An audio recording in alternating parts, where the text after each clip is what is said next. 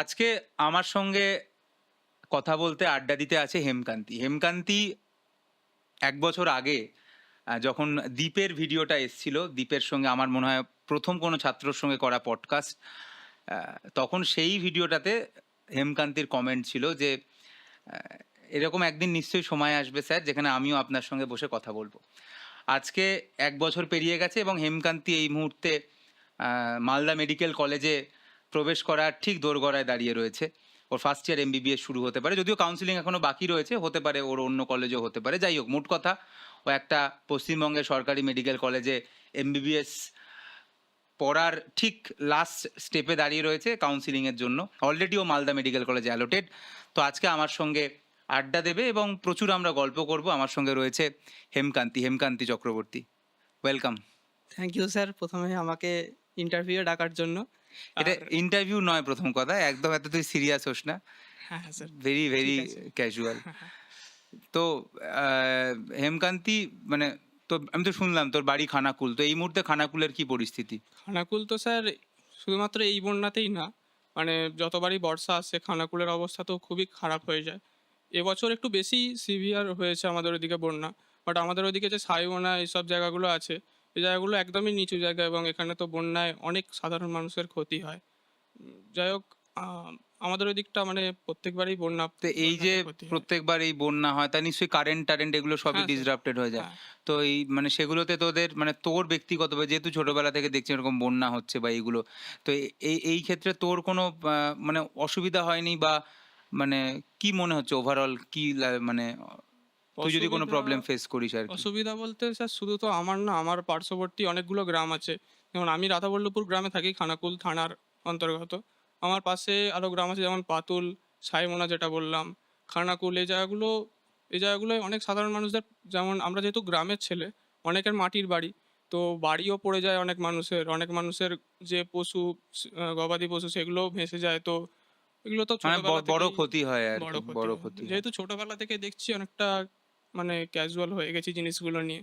তবুও তবে জিনিসটা ক্যাজুয়াল নয় আরকি, জিনিসটা এবং আমি ক্যাজুয়াল চাইবো নয়, যে একদম এরকম না। যেন এট লিস্ট সব রকমভাবেই একটা ব্যবস্থা হয়, যাতে অবশ্যই স্যার। বন্যা, প্রাকৃতিক ডিজাস্টার হয়তো আমরা আটকাতে পারি না, কিন্তু এট লিস্ট আমরা চেষ্টা করতে পারি যতটা সম্ভব সেটাকে কন্ট্রোল করা যায়। এবং সেই জন্য আমি চাইবো সমস্ত সরকারি, কেন্দ্রীয়, রাজ্য সরকার একসাথে মিলে একটা এমন কিছু করবে যাতে এই সিভিয়ারিটি কমে যায় আরকি।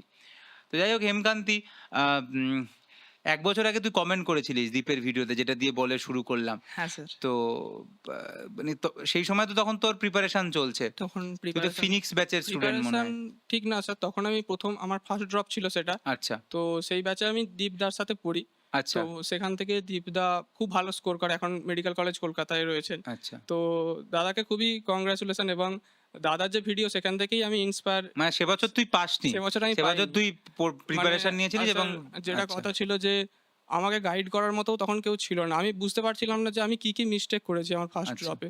তো দাদার স্ট্র্যাটেজিগুলো তারপর শুনি যে কিভাবে দাদা ফলো করেছিল। যেহেতু আমার মতো সিচুয়েশনই ছিল, ফার্স্ট ড্রপে দাদা ক্র্যাক করে। তো হুম, আমি সেখান থেকে বুঝতে পারি যে আমি কি মিস্টেক করেছি। তো সেগুলোর ওপর কাজ করার পরেই আজকে এখানে। এখানে। কি মিস্টেক?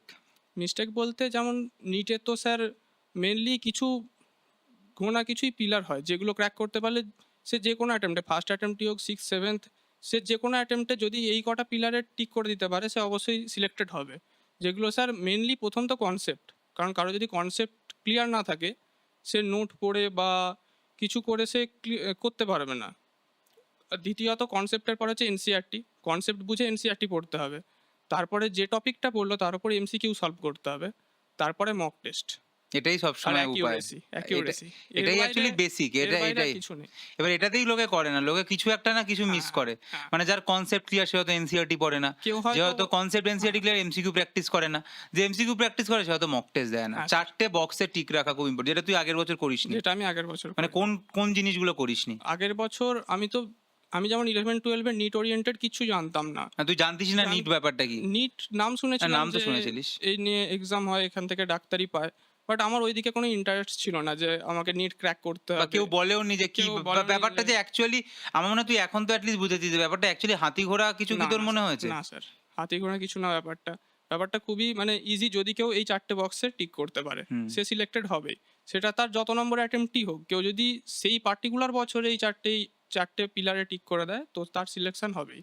তো আমার তো স্যার আমার ক্ষেত্রে যেটা প্রবলেম ছিল, আমি যেহেতু আমার ফার্স্ট ইয়ার ছিল সেটা 2023-এর নিট। হুম। তো আমি যখন প্রিপারেশান নিতাম আমি তো মানে আমি ভিডিও লেকচারগুলো দেখতাম, আপনাদের ভিডিও লেকচারগুলো দেখতাম। কিন্তু আমার মেন প্রবলেম ছিল আমি বায়োলজির ক্ষেত্রে এনসিইআরটি পড়েছিলাম, বাট কেমিস্ট্রির ক্ষেত্রে এনসিইআরটি একটা লাইনও পড়িনি।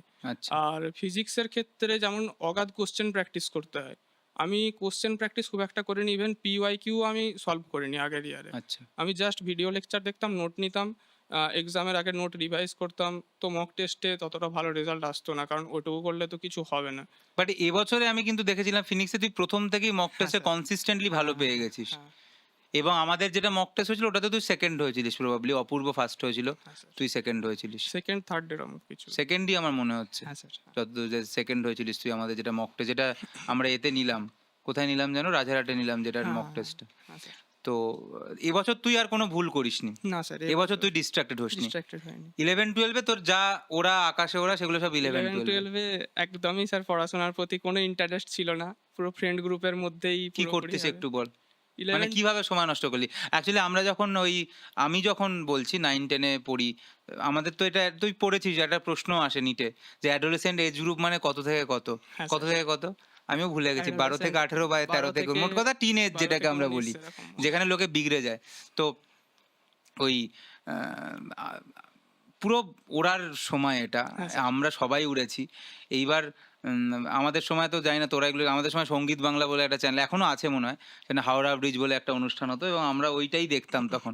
এবং সেখানে ওই একটা গান হতো, আপনারাও শুনেছেন হয়তো, এক কাপ চা খাস্তালে রয়ে সকালটা শুরু, ইধার কা জিনিস উধার করেই চলছে গুরু, লাইফের চাকা প্যাডেল করেই বছর কুড়ি পার। তো এরা অ্যাকচুয়ালি এটাই লাইফ, মানে ওই বয়সে থাকে তখন মনে হয় যে রাজকন্যা, রাজপুত্র, বাইক, বন্ধুদের সঙ্গে আড্ডা, এবং এই করতে একদম। করতেই চলে আসে আর কি, মানে তারপরে দেখা যায় হঠাৎ করে নিট চলে এসছে, তারপরে বোর্ড চলে রিয়ালিটিটা এসছে। সামনে আসে তোর তখন। কিভাবে কাটলো একটু বল। এখন দেখ, আমি একটা কথা মনে করি, আমি সবসময় বলি যে তুই আলটিমেটলি কি করলি কি না করলি এগুলো লোকে কেউ জানে না, মানে তুই কি কি ভুল করেছিস জীবনে, কি খারাপ কাজ হয়েছে, কি ড্রব্যাক হয়েছে, আলটিমেটলি লোকে দেখে তোকে কিছুদিন পরে বলবো ডক্টর হেমকান্তি চক্রবর্তী,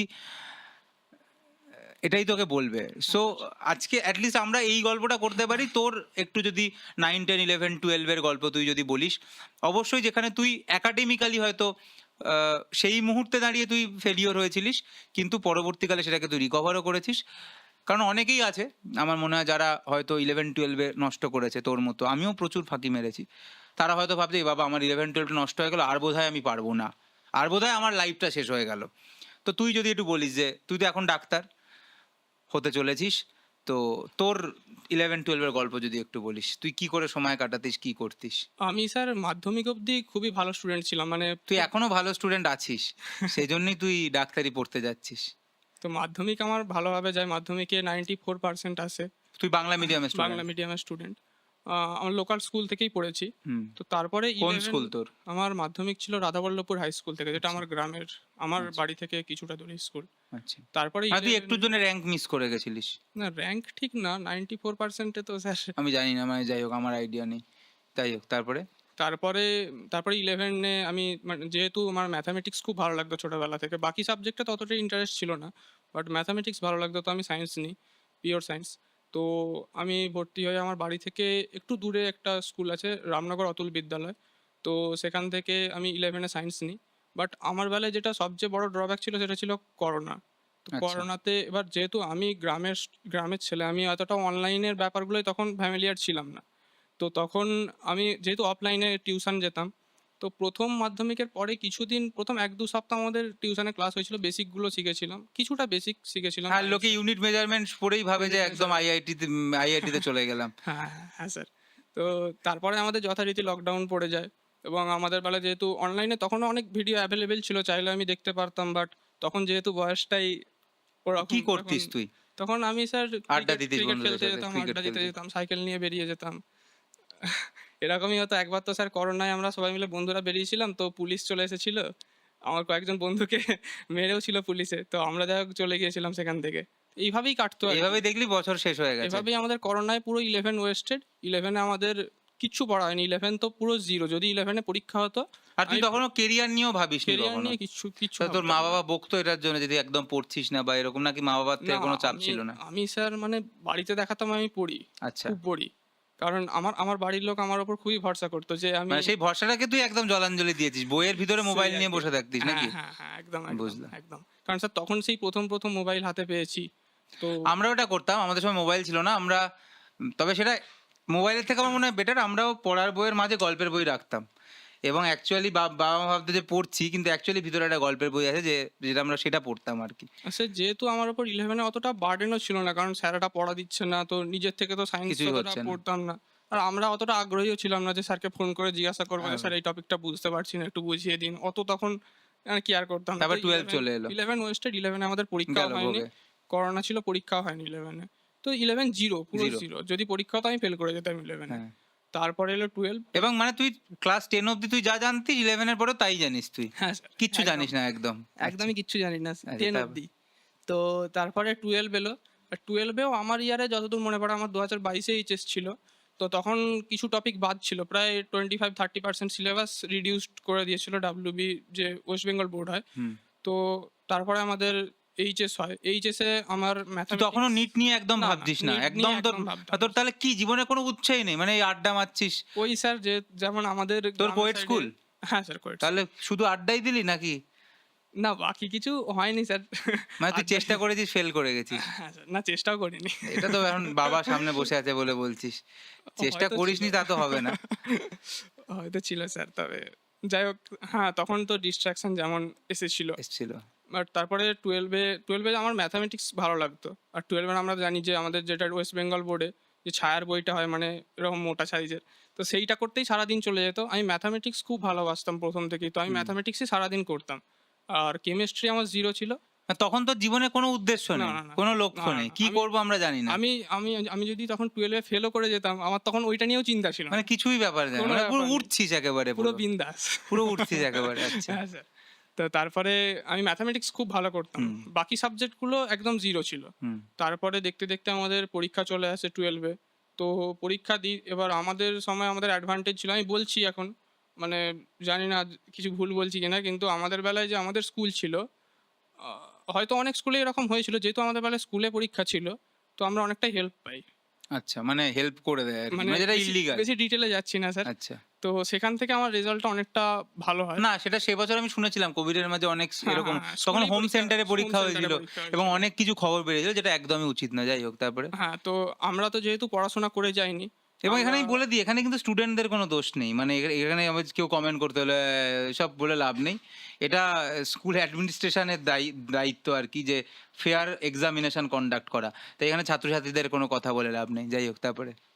তারপরে তুই এইচএস দিলি হ্যাঁ, তো? তারপর আমি এইচএস দিলাম। তো এইচএসে যথারীতি যেহেতু ওরকম ছেড়ে দে, হয়েছিল, ওটা তো। তো ভালো রেজাল্ট হয় খুব। কিন্তু ম্যাথামেটিক্স যেহেতু আমার ভালো সাবজেক্ট ছিল, ওতে আমার হেল্প লাগেনি। আমি ম্যাথামেটিক্সে 100 স্কোর করি।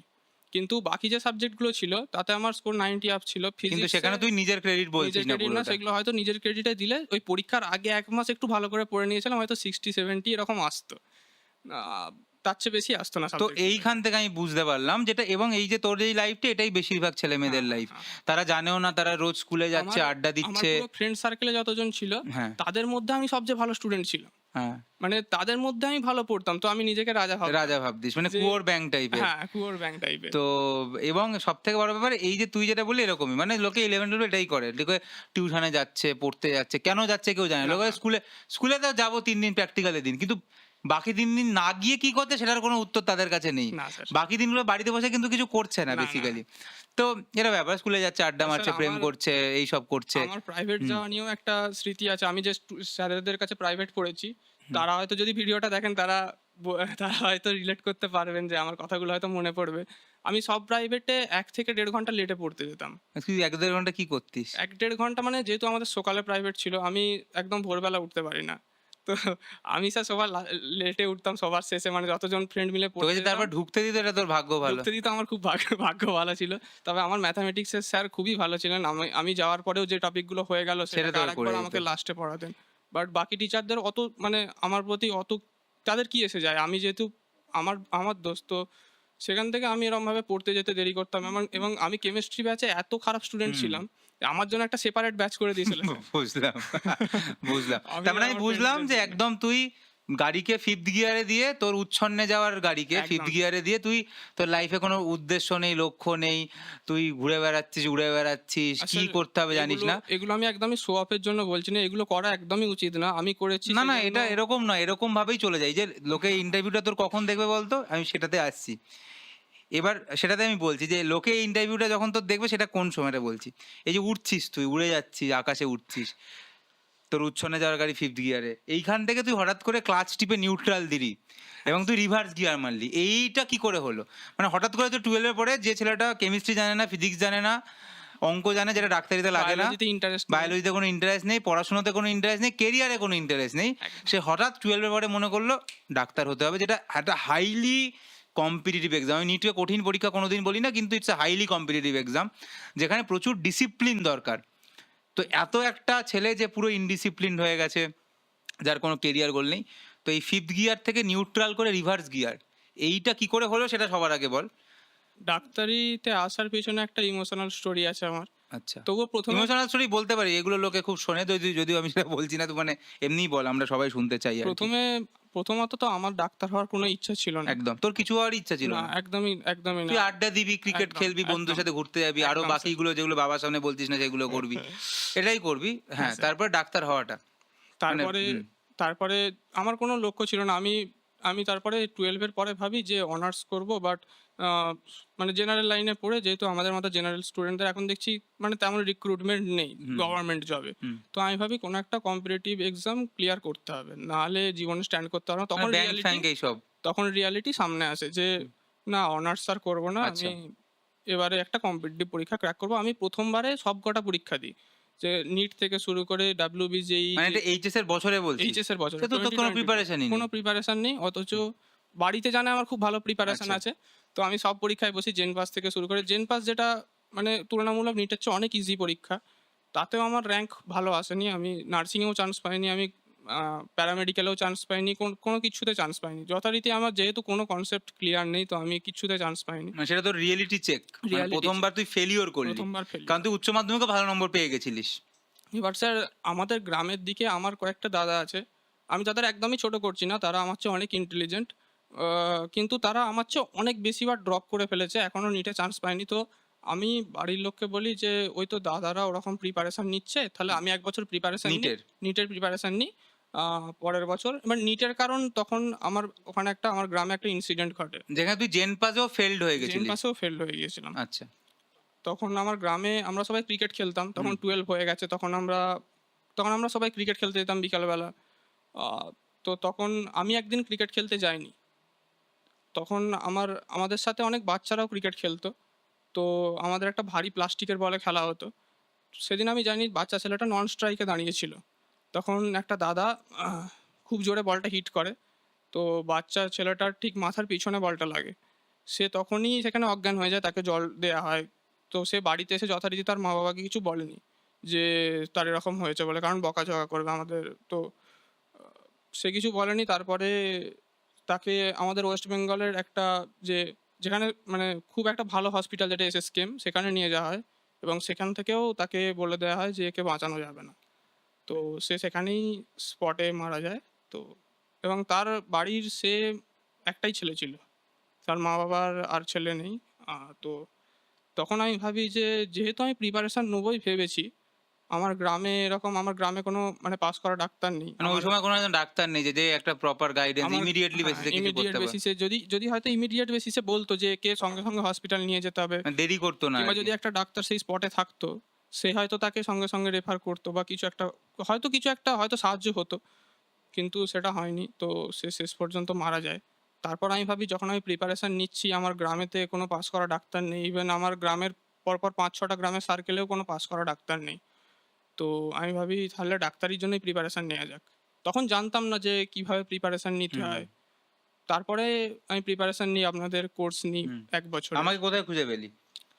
আমি তো স্যার তারপরে নিট সার্চ রিলেটেড করলি? সার্চ করতাম YouTube এ। নিট তো সার্চ করলে আমার নাম আসে? তখন তো স্যার আমি তো মানে ভাবলাম বাংলা আমাদের না, মিডিয়াম আমাদের ভিডিও চালালে বাকি সবার অ্যাড চলে আসে। আমি আর আমাদের আর কোথাও ভিডিও দেখতে পেলাম না। তখন যাই তো হোক। স্যার 2022-এর কথা, তখন বাংলায় আপনিই হয়তো প্রথম ইনিশিয়েটিভ চালু করেছিলেন যে বাংলায় নিট পড়াতে হবে স্টুডেন্টদের, আচ্ছা। বাংলার ছেলেদের জন্য। তো তখনই আপনাকে প্রথম খুঁজে পাই, আপনার ভিডিওগুলো সব দেখি। তারপরে একটা ডাক্তারির প্রতি একটা ভালোবাসা আমার মনের মধ্যে আসে। তারপরেই জার্নি শুরু হয় যে ডাক্তারি প্রিপারেশন নেবো। এবার যেহেতু আমার বাড়িটা গ্রামে, তো সেখানে বেশিরভাগ লোকেরই মাথায় এই অনলাইন ব্যাপারটা জানে নেই। না। তোর মা যে বাবাকেও বোঝানো কঠিন। হ্যাঁ, মা-বাবাকেও বোঝানো কঠিন। এবং আমার সব রিলেটিভসদের যে আমি আমি একটু হোমসিক আরকি, একবারেই হোমসিক। আমি বাইরে যেয়ে পড়াশোনা কখনোই করি নাই। পুরোটা মজা করে কাটিয়েছি, বাড়িতেই থেকেছি।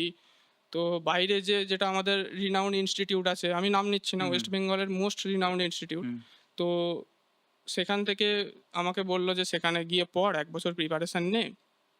আমি যথারীতি বাড়িতে বলি যে আমি যাব না। হুম। তো বাড়ির কেউ শোনে না, রিলেটিভরা কেউ শোনে না। আমাকে প্রায় পাঠিয়ে দেওয়ার জন্য একদম উদ্যত হয়ে যায়। কিন্তু স্যার একজন আমাকে সাপোর্ট করেছিল যে, "তোর যেটা ইচ্ছা সেটাই তুই ফলো কর। তুই সেটা যেখানে কে? কমফোর্টেবল", সেটা আমার বাবা। আচ্ছা। আমি আমার বাবাকে যেয়ে বলি যে, "বাবা, আমি অনলাইনে পড়তে চাই। এখানে আমি বেশি কমফোর্টেবল, আমি আমার বেস্ট দিতে পারবো।" হুম, তো তখন বলে যে, "আপনার কোর্স নিতে।" তো আমি সেখান থেকে কোর্স নিই এবং সেটা সম্ভবত লাস্ট ডেট ছিল আপনার ব্যাচে। হুম, আপনি হয়তো ২ দিন এক্সটেন্ড করেছিলেন হুম, জয়েন হওয়ার জন্য। তো আমি সেখানে জয়েন হই হুম। আপনার ব্যাচে। কিন্তু সে বছর তুই পেলি না। নিট ২০২৩ এর জন্য। কিন্তু সেটা সে তুই বছর পেলি আমি না। পাইনি। কিন্তু কেন পেলি না? ওই তো স্যার, আমি যে ৪ টে পিলার আছে ওর হুম। মধ্যে আমি অ্যাকচুয়ালি সে কনসেপ্ট বছর তুই জাস্ট শুরু করলি। মানে একটা জাস্ট শুরু 0 করি। থেকে জাস্ট একদম স্টার্ট। 0 থেকে মাধ্যমিক লেভেল থেকে একদম শুরু তারপরে তুই করলাম। জাস্ট পড়াশুনো আবার হ্যাঁ। ফিরে এলি। তবে আমার ওই ম্যাথমেটিক্স এর যে ডেরিভেটিভ ইন্টিগ্রেশন যেগুলো বেসিক ফিজিক্স এ লাগে ওগুলো আমার ১ম থেকে ওটা স্ট্রং স্ট্রং ছিল। ছিল। তো ফিজিক্স আমার ১ম থেকে ভালো লাগতো। আর জয়দীপ স্যার তো এমনিতেই মানে ফিজিক্সের আমার ক্ষেত্রে ভগবান ফিজিক্সের। তো জয়দীপের সঙ্গে তোর একটা ইন্টারভিউ হবে আজকে। তো স্যার জয়দীপ রেডি তো? একটা ফিজিক্স নিয়ে ওর সাথে একটু কথা বলো কিছুক্ষণ। তো সেখান থেকে ফিজিক্সকে ভালোবাসতে শুরু করলাম ম্যাথামেটিক্সের মতো। স্যারের ক্লাস আমার খুব ভালো লাগতো ১ম থেকেই। হুম। আর আপনাকে নিয়ে তো স্যার কোনো কথা হবে না। না, আপনার আমাকে যে নিয়ে আর বলে লাভ নেই। না স্যার, আপনার আপনার যে বায়োলজির ভিডিওগুলো আমি পুরো বায়োলজি তুই একবারই দেখেছিস। আমাকে তুই লাস্ট বার বলেছিলি যে আমি একবারই আমি দেখেছি, আমি আগের আর আগের বারবার বছর আপনার দেখিনি। ভিডিওগুলো দেখেছিলাম। এবছর আমার বায়োলজির একটা ভিডিও দেখতে লাগেন না। হুম, হুম। তো আমি স্যার মানে ইভেন তুই সেই টাইমটা অন্যগুলো ইউজ করতে আমি পেরেছিস। আমি ইভেন বোটানিও সেই আপনি ২০২২ এ পড়িয়েছিলেন। ওই ব্যাচটা আমাদের অ্যাক্সেস দিয়েছিলেন। তো ওখান থেকে আমি বোটানিও আপনার থেকে পড়ি আর জুওলজিও আপনার থেকেই পড়ি। হুম। তো দুটোকেই আপনার থেকে পড়ি আর ফিজিক্স জয়দীপ স্যারের থেকে পড়ি। বাট যেটা আমার সবচেয়ে বেশি প্রবলেমেটিক ছিল যে আমি কোয়েশ্চেন প্র্যাকটিস একদম করতাম না। মানে 23 এ যেটা গন্ডগোল হ্যাঁ, হলো। মানে আমি ২৩ এ পড়েছিলাম, হার্ড ওয়ার্ক করেছিলাম। মানে যেহেতু ওই মোটিভেশনটা আমার মনের মধ্যে এসেছিল ডাক্তার হওয়ার। কিন্তু তুই লাস্ট লাইন কত পেয়েছিলিস 23 এর আমি পরীক্ষাটাতে? ৪৮০ পেয়েছিলাম স্যার। দীপও প্রথম পরীক্ষাটাতে 400 ওরকম 70-80 পেয়েছিল। তারপরেরটাতে গিয়ে ক্র্যাক করে। আমি ৪৮০ পেয়েছিলাম ১ম বারে নিটেতে। ১ম বার মানে প্রিপারেশন নিয়ে যেটা হুম, দিয়েছিলাম। হুম। আর ১ম বার যেটা ২০২২ এ দিয়েছিলাম তাতে মনে হয় ১০৪-৫ এরকম পেয়েছিলাম। বুঝেছি। মানে একেবারেই কিছু ছিল না একেবারেই 0 প্রিপারেশন। ছিল। আমি আন্দাজে আন্দাজে মেরেছিলাম মেরেই কিছু। লেগে গেছে। নেগেটিভ -104 ও হয়ে যেতে পারত। হ্যাঁ স্যার, হ্যাঁ। আচ্ছা, তারপরে? আর এরপরে তুই এবছরে আর সেই ভুলগুলো তুই করিসনি। না, না। প্রথম থেকেই আমি তুই আমি এমসিকিউ যেটা আগের বছর একদম প্র্যাকটিস করিনি। এমসিকিউ প্র্যাকটিস করিনি। একটা ফুল সিলেবাস মক টেস্ট দিইনি। এনসিইআরটি কেমিস্ট্রি একটা লাইন পড়িনি। বায়োলজিও প্রপারলি এনসিইআরটি পড়িনি। বাট বায়োলজি আপনার ক্লাস থেকেই ম্যাক্সিমামটা কভার হয়ে গিয়েছিল। ৪৮০ র মধ্যে আমার বায়োলজিতে 280 ছিল। যার মধ্যে আমি যেহেতু মক টেস্ট বেশি দিইনি, আমার টাইম ম্যানেজমেন্ট একদম খারাপ ছিল। আমি কিছু কোয়েশ্চেন লাস্টে করব বলে রেখেছিলাম। তো টাইম পাইনি সেগুলো করার। নাহলে আমার বায়োলজিতে ১ম বারেই ৩০০ এরকম কনসেপ্ট আমার ছিল। হুম, আর ফিজিক্সে আমি 120 মতো স্কোর করি ওই মানে যেহেতু কোশ্চেন প্র্যাকটিস বেশি হয়নি, নাহলে কনসেপ্ট আমার ক্লিয়ার ছিল। আর কেমিস্ট্রি আমার সেই উইকই থেকে যায়। যেহেতু কেমিস্ট্রি প্রাইভেটেও সেই স্যার আমার জন্য একটা আলাদা ব্যাচ করে দিয়েছিলেন। কেমিস্ট্রি তুই কেমিস্ট্রিতে আমি একেবারে উইক ছিলাম। আর সেটাই ১ম বারেও থেকে যায় যেহেতু এনসিইআরটি পড়িনি। কেমিস্ট্রির বেসিক হচ্ছে এনসিইআরটি। কেমিস্ট্রিতে পড়ার মতো অনেক কিছু আছে। এক্সেপশন প্রচুর আছে। যদি কেউ পড়তে চায় আইআইটি লেভেলের পড়তেই পারে। কিন্তু লাভ নেই সেটা পড়ে। কিন্তু নিটেতে ওখান থেকে কোশ্চেন আসবে না। শুধু সে এনসিইআরটি। মাথা খারাপ করে লাভ নেই। এই শুধু বছর কি NCERT করলি আমাকে সেটা বল। যে এবছর তোর প্রিপারেশন যেখানে তুই এই 650 পেলি অলমোস্ট, তারপরে মনে হয় 5 কমে 645 হলো। হ্যাঁ, হ্যাঁ, হ্যাঁ। তো এই যে এবছরে তুই কি করলি? জাস্ট এবছরটা বল। এবছর এবছর স্যার আমি ওই ২০২৩ এ নিটে না পাওয়ার পরে আমি একদম ডিপ্রেসড হয়ে গিয়েছিলাম। আচ্ছা। কারণ ১ম বছর অতটা ডিপ্রেশন না, আসেনি। তুই তো কারণ পড়াশোনাই কারণ করতিস না ১ম ছেড়ে দে। বছর আমি অতটা ডিপ্রেশন আসেনি। আমি প্রিপারেশনও নিইনি। আর মানে 100 পেয়ে তোর কোনো মন খারাপ হয়নি, মন খারাপ হয় 480 পেয়ে তুই খুব ৪৮০ মন পেয়ে খারাপ হয়। তখন ১ম বার ডিপ্রেশন লাগে যে আমি এবারে ট্রাই করেছিলাম বাট পেলাম না। পেলাম না। এতদিন তো আমি ট্রাই করিনি। আচ্ছা। পাইনি তো আফসোস ছিল না। তো আমি তখন নিট দিয়ে পিসি বাড়ি ঘুরতে চলে গিয়েছিলাম। তো সেখান থেকে ফিরে আসি। এসে অ্যান্সার কি মেলাই। দেখি 490 এরকম আসছে, সেটা পরে ফাইনালেতে 480 হয়। তো মিলিয়ে যখন আমি নিচে যাই, নিচে যেয়ে মা-বাবাকে বলি যে, যে হবে না। আমার হার্ডলি 500 আসতে পারে, তবে তার থেকেও 10-20 কমও আসতে পারে। তো তখন আমি ১ম বার দেখি যে আমার বাবা আমাকে সাপোর্ট করেছিল অনলাইনে পড়ার জন্য। তো ১ম বার দেখি ওনার মুখটা ফ্যাকাশে হয়ে গেছে। যেটা আমার কাছে সবচেয়ে বেশি ডিসঅ্যাপয়েন্ট যে তুই লেগেছিল তোর এই বাবার ব্যাপারটায়। যে ভরসা সেটাকে তুই যে একজন ভরসা করেছিল আমার উপর, তার ভরসাতেও আমি দাঁড়াতে পারিনি। হুম, বাকিরা তো স্যার আমাকে সাপোর্ট করেইনি। হুম। বাকিরা রিলেটিভরা তারপরে কথা বলাও বন্ধ করে দিয়েছিল। আচ্ছা মানে এরকম ব্যাপার হয়। যেহেতু স্যার আমি আ তাদের কোনো দোষ নেই। যেহেতু তারা আমাকে বলেছিল যে অফলাইনে পড়তে যা, আমি যাইনি। তারা নিশ্চয়ই ভাববে যে আমারই দোষ আছে, কারণ আমি ক্লিয়ার করতে পারিনি। আর আমাদের বেলায় যেটা 23 এ হয়েছিল যে আমি 10 মাস টাইম পেয়েছিলাম নিটের জন্য। সেই জুলাইয়ে হয়েছিল, কিন্তু পরের বছর মেতে করে ঠিক, দিয়েছিল। ঠিক। লাস্টে ভেবেছিলাম আগে সিলেবাসটা কমপ্লিট করি, তারপর টেস্ট দেবো। তো সেটা দেয়া হয়ে হয়নি। ওঠেনি। তো সেখান থেকেই আ তো দেখি যে মানে বাবারও মন ভেঙে গেছে যে নিটে পেলাম না, কি করব এরপরে? কারণ আমরা তো স্যার সেই মিডল ক্লাস ফ্যামিলি, আমাদের ওরকমভাবে মানে বারবার প্রিপারেশন নেয়া, সময় চলে যাচ্ছে। সময় চলে যাচ্ছে, বয়স বাড়ছে। তো এগুলো গ্রামের লোকেরাও এবার খারাপ এতে দেখতো যে এভাবে ছেলেটা মানে চেষ্টা করছিল বাট পেল না। হুম, গ্রামের লোকেরা আমার উপর ভরসা করেছিল যে একটা অন্তত ডাক্তার আমাদের গ্রাম থেকে বেরোবে। কিন্তু সেটাও হয়ে হলো ওঠেনি না। শেষ পর্যন্ত। তো তারপরে আমি ঠিক করি যে এবছর আমি দেখব যে আমার কোন ভুলগুলো হয়েছিল আগের বছর। যদি এবছর আমি না করতে পারি, তাহলে পরের বছর আমি অন্য কোনো কোর্সে চলে যাব। কারণ এরপরে সময় নষ্ট না করার আর তুই কোনো ভেবেছিলি মানে এটা নেই। লাস্ট এটা অ্যাটেম্প্ট লাস্ট, তোর। এটা লাস্ট। তখন স্যার আমি দেখি যে তখন আমি রিলেটিভদের বাড়িতে গেলেও একা, একা বসে থাকতাম। মাঠের দিকে একা চলে যেতাম। তখন বন্ধুও পুরো শেষ। কারণ শেষ। সবাই যে যার মতো চলে যে গেছে তার বন্ধুগুলো কাজে। ছিল 12 লেভেলে, সেগুলো একদম শেষ। তারা আর কেউ সাথে নেই। তার বন্ধু ছিলই না একদম কখনো। 23 এর পরে একটা মাত্র বন্ধু ছিল, সে আমার বাড়ির কাছেই বাড়ি। সে এখনো আমার মানে বন্ধু। আচ্ছা। সে এখনো আমার ভালো বন্ধু খুব। বাকিরা কেউ খোঁজ খবরও নিত না। বেশিরভাগই বিটেকে চলে গিয়েছিল। কেউ অনার্স করছে, কেউ অন্য কোনো কোর্সে চলে গেছে, প্রাইভেট কোর্সে। তারপর তুই বাড়ি বসে আবার শুরু করলি তারপর প্রিপারেশন। বাড়ি বসে আবার প্রিপারেশন শুরু করলাম। তখন আমি দীপদার ভিডিওটা দেখি। আমি ভাবলাম যে দীপদা তো আমার সাথেই পড়তো, আমার মতোই স্টোরি। 12 অব্দি নিটের জন্য পড়েনি। বাট তারপরে ১ বছরে কি করে ৬৬৩, তখন তো খুব বেশি নাম্বার ছিল ৬৬৩। হুম। এখনো খুব বেশি নাম্বার। হয়তো এবছর র‍্যাংকের সাথে আমি তুলনা করছি না। তো না ৭২০ তে ৬৬০ পাওয়া মানে যেটা অবভিয়াসলি মানে ৬০ নম্বর কম মানে মানে ১২টা কোয়েশ্চেন এটা মাত্র। জোক না, একদমই জোক না মানে এটা। ১৮০ টার মধ্যে ১২টা কোয়েশ্চেন মাত্র ভুল। মানে একদম। ১৬৮ টা কোয়েশ্চেন কারেক্ট ১৮০ টার মধ্যে। এটা ইয়ার্কির তার কথা মধ্যে নয়। হয়তো অনেক সিলি মিস্টেকও করেছে। সেটাই অবভিয়াসলি ৪-৫ টা সিলি মিস্টেক। হ্যাঁ, তো আমি ওর ভিডিওটা দেখি যে ও তো আমার মতো সিচুয়েশনেই ছিল। এ তো আমার চেয়েও ফিন্যান্সিয়ালি ব্যাকগ্রাউন্ড দীপদার খারাপ ছিল।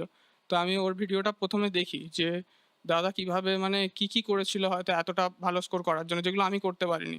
তো সেখান থেকে আমি বুঝতে পারি যে ১ম এ আমাকে কনসেপ্ট ক্লিয়ার করতে হবে। ক্লাসের সাথে নোট নিতাম। যেটা দীপদা বলল, ক্লাসের সাথে একদম নোট নেয়া ঠিক না। ১ম এ কনসেপ্ট ক্লাসটা বুঝে শোনা দরকার ভালো করে। শোনা দরকার। তারপরে হয়তো শর্ট নোট নেওয়া যেতে হ্যাঁ, পারে। হ্যাঁ। যেমন জয়দীপ স্যার ধরুন ৫ টা কোয়েশ্চেন করালো। ৫ টা হয়তো মানে একই টাইপের হলো। কারণ কোয়েশ্চেন খুব বেশি করতেই ঠিক, হবে, ঠিক। কিছু করার নেই। তো আমি ৫ টা কোয়েশ্চেনই লিখে টাইম ওয়েস্ট করার কোনো দরকার নেই। আমি ফর্মুলাটা লিখে নিলাম, তার অ্যাপ্লিকেশন গুলো ছোট, ছোট পয়েন্টে লিখে নিলাম, ব্যাস। সেটাই, কিংবা হয়তো একটা কোয়েশ্চেন লিখলাম হার্ডলি, সেটাই, যেটা ৫ টার মধ্যে সবচেয়ে হার্ড, সেই কোয়েশ্চেনটা লিখে নিলাম। সেটাই। তো এইগুলো আমি দীপদার ভিডিও থেকে দেখি। তারপর দাদা বলল যত বেশি অফলাইন মক টেস্ট দেওয়া যাবে। অফলাইন বলতে আমি কোনো অফলাইন ইনস্টিটিউটের সাথে যুক্ত ছিলাম না। আমি ওই বাড়িতেই প্রিন্ট আউট করে, যেমন দাদা বলল যে নিটের আগে করেছিল। আমি ওরকম অফলাইন মক টেস্ট প্রচুর দিয়েছি।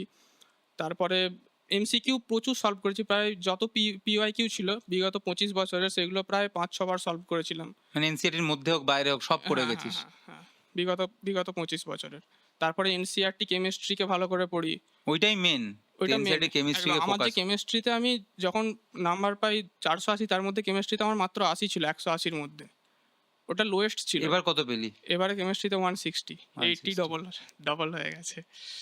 এবং সেটা সেটা শুধু পুরো এনসিইআরটি এনসিইআরটি। থেকেই, এনসিইআরটি থেকে আর কিচ্ছু দরকার নেই। বড়, বড় এক্সপ্লেনেশন, বড়, বড় এক্সেপশন, এগুলো পড়ে না নিটেতে। একদম বেসিক থেকে কোশ্চেন হয়, এনসিইআরটি পড়লেই একদম ক্লিয়ার হয়ে যাবে। আর ফিজিক্যাল কেমিস্ট্রির জন্য কিছু এমসিকিউ সলভ করতে হয়। That's it. এর বাইরে আর কিচ্ছু নেই। তো আমি দীপদার ভিডিও দেখি, ওখান থেকে সবকটা পয়েন্ট আমি নোট ডাউন করি যে আমার কোন কোন জিনিসগুলো ঠিক পড়ছে না। আমি ভিডিও দেখেছি, নোট নিয়েছি, নোট রিভাইজ করেছি, কিন্তু কিছু লাভ হয়নি। তো সেখান থেকে বুঝতে পারলাম এমসিকিউ করাটা কতটা ভাইটাল। তো আমি বছরের ১ম থেকেই এমসিকিউ টার্গেট করি। আর যেমন দীপদা বলেছিল ভিডিওতে, আমার এখনো মনে আছে, আমি ইন্টারভিউ দিতে আসারও ২ দিন আগে দীপদার ভিডিওটা দেখছিলাম। আচ্ছা। মানে ওই তো ভিডিওটা তোর কাছে খুব হ্যাঁ, ওই ভিডিওটা আমার খুব কাজে লেগেছে। আচ্ছা। তো ওই ভিডিওটা আমি দেখি। তো দীপদার দীপের ভিডিওর লিঙ্কটা কমেন্টে দিয়ে দিও যদি আরো কেউ একদম, দেখে। একদম, তারপর একদম। হ্যাঁ, তারপরে? তো তো দীপদার ভিডিও থেকেই আমি বেসিক্যালি আমার যে ভুলগুলো হয়েছিল সেগুলো জানতে পারি। তো সেগুলোকে কারেকশন করি। তারপরেই এখানে বুঝলাম। তারপরে তুই করেছিস। মানে বেসিক্যালি এবছর তুই ১ম থেকে এমসিকিউ করে গেছিস। মক টেস্ট সব দিয়েছিস। বাড়িতেও মক টেস্ট প্র্যাকটিস করেছিস। মানে এমসিকিউর মধ্যেই ছিলিস। আর কেমিস্ট্রি এনসিইআরটিটার প্রতিটা লাইন বাই লাইন আর স্যার পড়েছিস। সবচেয়ে বড় যেটা মিস্টেক আমি বলতে চাই, যেটা আমার আগের ইয়ারে ছিল, সেটা হচ্ছে মোবাইল অ্যাডিকশন। হুম। কারণ স্যার আপনাদের সময় হয়তো অন্য যেগুলো আপনি বললেন যে গল্পের বই সুবিধা পড়া, ছিল। আমাদের সময় ডিস্ট্রাকশন এত হ্যাঁ, ছিল না কোনো। গল্পের বই পড়া বা খেলতে যাওয়া, এইগুলো কিন্তু স্যার ফোকাসকে অতটা হ্যাম্পার করে না। কিন্তু যদি অ্যাকচুয়ালি কোনো একটা জিনিস মোবাইলে, পড়ছিসই তো তুই। হ্যাঁ, কিন্তু যদি মোবাইলে কেউ শর্টস দেখতে শুরু করে, আর তার শেষ। ফোকাস একদম শেষ। সে মানে ১ কত মানে মিনিট ২ ঘন্টা ৩ ঘন্টা বেরিয়ে সে যাবে। ১ মিনিট ২ মিনিটের বেশি ফোকাস করতে পারবে না ভালো করে। সেটাই। তো সেজন্য আমি দীপদার ভিডিওটা দেখি। দীপদা যেখানে বলে যে শেষের ২ মাস একদম দীপদা মানে ফোন একদম ইউজই করেনি ফোন আর। ইউজ করেনি। তুই সেটা করতে পেরেছিলিস। তো আমি ভাবলাম যে যখন দীপদা শেষ ২ মাস না করে এত ভালো রেজাল্ট করেছে, দীপদা আমার চেয়ে মানে আমি মনে করি অনেক ভালো ছেলে। আমি মানে দীপদাকে খুব সম্মান করি। তো দীপদা যখন ২ মাস করেছে, আমি ভাবলাম যে আমার মতো একটা একদম অর্ডিনারি ছেলে, যার বেসিক কনসেপ্ট ক্লিয়ার ছিল না, এবছরও সে খুব একটা ভালো কিছু করতে পারেনি। আমি ভাবলাম যে আমি মোবাইল পুরো ইয়ারের জন্যই ছেড়ে দেব। ছেড়ে দিবি। আমার মনে হয় এখন যা নিটে কম্পিটিশন, এখন যদি কাউকে সাকসেস পেতে হয়, তাকে মোবাইল মানে আমার মতো ছেলেদের করতে হবে। কেউ যদি এক্সট্রা অর্ডিনারি হয় তার কথা আমি তা তুই বলছি সেটা না। করতে পেরেছিলিস? হ্যাঁ, স্যার আমি তাই ১ম, অনলাইন ক্লাসের সাথে তখন ওই সময় মনে হতো না যে চলে যাই একটু হ্যাঁ, দেখে নিই? চলে যাই মনে হতো। আমি ১ম কারণ স্যার কোনো অ্যাডিকশনকেই একবারে ছেড়ে দেওয়া যায় সম্ভব না। না। একবারে ছেড়ে দেওয়া যায় না। তো আমি ১ম চেষ্টা করতাম যে কম করার। তারপরে তবুও আমার ১ম ১ মাস যখন ফিনিক্স ব্যাচে ছিলাম, ১ম ১ মাস ২০২৪ এর জন্য, তখন আমি মোবাইল ইউজ করতাম। এমসিকিউও করতাম, ক্লাস মানে আমি তখন লাইভ ক্লাস আর মানে খুব একটা করতাম না। শুধু ফিজিক্স লাইভ ক্লাস করতাম। আর কেমিস্ট্রির কিছু যে টপিকগুলো আমি বুঝতে পারতাম না, যেহেতু কেমিস্ট্রি আমার উইকেস্ট ছিল, তো ওই দুটো সাবজেক্ট করতাম। বায়োলজির আমার আর দেখতে লাগেনি। আপনি যা বলেছিলেন, তারপরে এনসিইআরটি পড়েছি, তো ওখান থেকেই ক্লিয়ার হয়ে গেছে।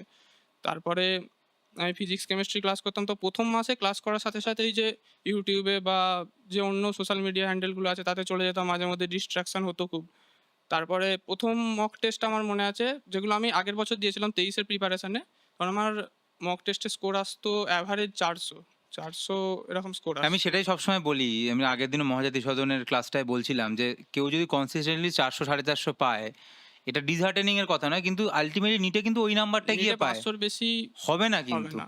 নিটে তখনই ৬৫০ নম্বর হবে যদি কেউ কনসিস্টেন্টলি সে ৬০০ র উপরে পেতে থাকে। সে যদি তাই ৫৫০ মক থেকে ৬০০, টেস্টের নাম্বারটাকে যারা ৪০০ ৪৫০ ৫০০ পাচ্ছে তারা তাদেরকে নিশ্চয়ই কিছু ৬০০ তে একটা নিয়ে ভুল যেতে হবে। করছে। তাদের অলরেডি ভুল আছে, সেটাকে ওই 4টে ইমিডিয়েটলি পিলারের আইডেন্টিফাই করতে মধ্যে হবে। নিশ্চয়ই কি কোনো একটা পিলারে নয় ঠিক তার করেনি। কনসেপ্ট ক্লিয়ার নেই, নয় এনসিইআরটি পড়ছে না, নয় বাড়িতে এমসিকিউ প্র্যাকটিস করছে না, নয় নয় mock মক test। টেস্ট দিচ্ছে না। একদম। ৪টের মধ্যে একটা গন্ডগোল হচ্ছে এবং তার জন্য, এবং যদি মক টেস্ট নাম্বার ৬০০ র উপর না যায়, নিটেও কিন্তু কোনোভাবেই যাবে আর না আমার ৬০০ র মনে হয় উপর। আমি আরেকটা পয়েন্ট এড করতে চাই, মোবাইল অ্যাডিকশন যদি কারো থাকে, ওটা সবারই সে আছে। সিলি মিস্টেক করবে। করবে। মানে আমার মতো যদি অর্ডিনারি স্টুডেন্ট হয়, এক্সট্রা অর্ডিনারিদের কথা আমি একদমই বলছি না।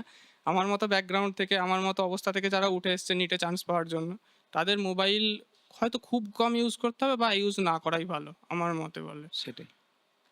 তো বুঝলাম। তো সেখান থেকে সব করে এবং তারপরে এবছর যখন তুই নম্বর পেলি এবং যাই হোক মাঝে তো টার্মোইল গেছিল, আমি সেগুলোর মধ্যে ঢুকতে চাইছি না, যে তোর একটা মনে হচ্ছিল কি হবে এবারে, এত নম্বর পেয়েও আর হবে কি হবে না। হুম, তো যাই হোক আল্টিমেটলি যখন হলো, তারপরে এখন বাবা কি বললো তারপরে? মানে তারপরে এখন ওই যে যখন ফ্যাকাশে মুখ থেকে তার চেঞ্জটার এটা তুই যদি বলিস। এখন যখন ১ম বার আমি নিট দিয়ে আসি, নিট দিতে যাই, আমার বাবাই আমাকে সব জায়গায় নিয়ে যায়। হুম। যেখানেই যাই আমার বাবা নিয়ে যায় সাথে। তো আমি নিট দিতে যাই এবছর ২৪ এ। তো সেদিন সেদিন আমি তো ভেতরে ঢুকে গিয়েছিলাম, বাট সেদিন প্রচণ্ড গরম ছিল।